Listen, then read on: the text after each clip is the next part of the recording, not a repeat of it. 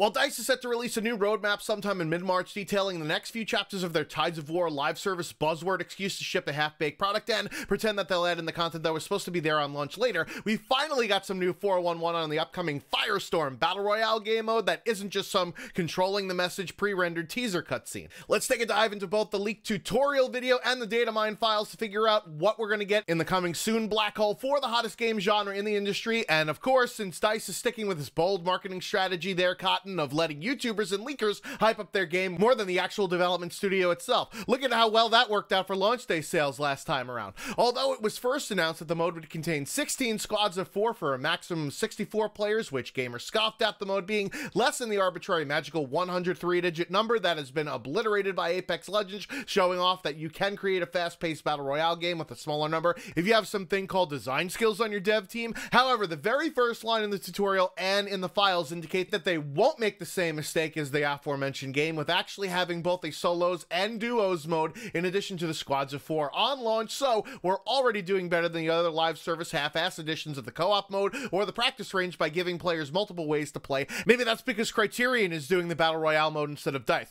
Anyways, there also is a looking for group and backfilling squad, so if you'd rather not play with yourself, since that's what you do all night anyway when you're not gaming, there is that option of getting matched up with a player that licks windows. Since parachuting from planes has been a thing in Battlefield for a long time now, it's obvious that's how you'll enter the match, although it's unclear if people will start complaining about the types of planes and soldier models that are part of the non-gameplay affecting loading screen like they've done with the Battle of Hanut, because of course Reddit bitches more than R. Kelly during an interview. The only other code related to parachuting is that there are references to third-person camera angles, but only during that sequence and the downstate, which I'll talk more about later. So, much like Blackout, this is going to be a first-person only affair, which makes sense because Battlefield hasn't ever been a third-person game. We get a very quick view of the map here and appears to be very much like a PUBG-style mini-map just based on the design, and we know from the code that this will take place somewhere in Norway, which you could also ascertain by the snow covering the entire eastern portion of the map, a curious choice for a mode named Firestorm. However, all of the named areas on the map seem to be fictional. What seems to differentiate this mode from other battle royales is that there will be objectives around the map that once completed will either grant higher tier loot,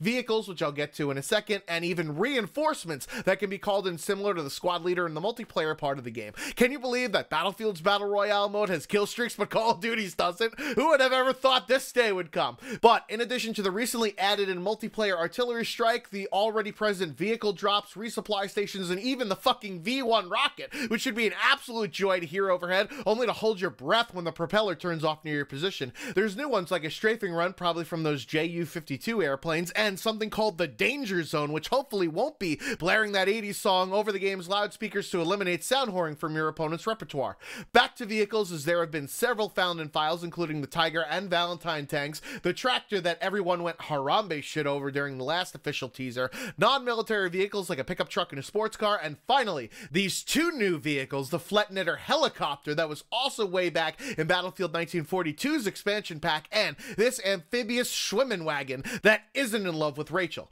This also has me slightly concerned about how overpowered these are going to be. However, also found in the data are HUD files pertaining to fuel, so it will probably be similar to PUBG, where vehicles can run out of gas and be rendered useless, as well as the natural counters of having tanks being louder than those annoying ass neighbors that have way more fun than you do, and anti-vehicle measures like grenades and Panzerfaust also shown in the tutorial. It looks like they decided to go the Fortnite route with having weapons of different rarities associated with them, but it's actually more like Radical Heights, where the common variants would be naked like Robert Kraft in a Jupiter massage parlor, but rare and epic weapons will come kitted out with attachments to make them decidedly better. There are references to specializations in the files, and it remains to be seen if this means we could scavenge attachments or if they're only found on different rarities of guns like bayonets, bipods, detachable and extended mags, fast bullets, heavy load, quick ADS, and presumably for shotguns, slug, and incendiary rounds. Each weapon class has its own ammo, similar to the Call of Duty Online Battle Royale mode, and unlike Fortnite, ammo is counted against your backpack capacity, of which there are 3 different tiers found in files to increase that load, and maybe the 3rd tier is to carry a random squad-filled fuck trumpet to victory.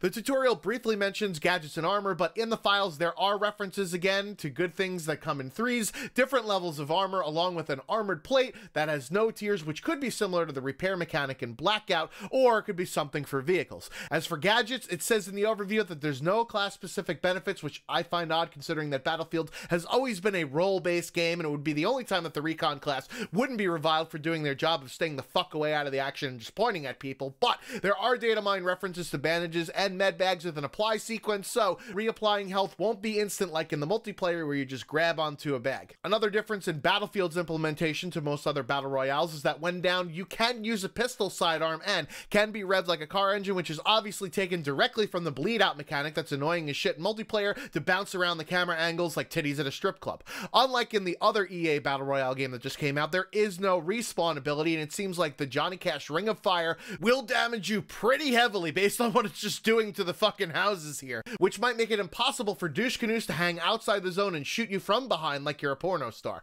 I'm hoping that'll be similar to the burning mechanic that is in multiplayer that you can get from walking over the smallest piece of burning ember in the world, because uniforms in this game are made from the most flammable material known to mankind. Guess that's why there was no Under Armour in World War II. We already know that there will be Firestorm specific assignments based on the oopsie from the last patch, but also according to Datamined files, there will be a separate rank from the multiplayer mode, which hopefully will satiate those incessant complainers about the arbitrary maximum needed to be lifted for no fucking reason whatsoever. There's also statistics in the mode related to things like total downs and kills, melee kills, which should be interesting to see if there's going to be those elongated overused animations or not, longest headshot, which should make for some sweet top 5 plays clips, objectives completed, safes open, vehicle breakouts open, and healing done, which is unclear if that means self-healing or if you can administer meds to teammates like the meta class in multiplayer does that contradicts the statement in the tutorial video. Instead of taking down the leaks, DICE employees have been in on the hype train on Reddit, and again, trying to control that message to put out a short teaser on Twitter with a squad led by a guy that's looking for a razor based on how long his neckbeard is, or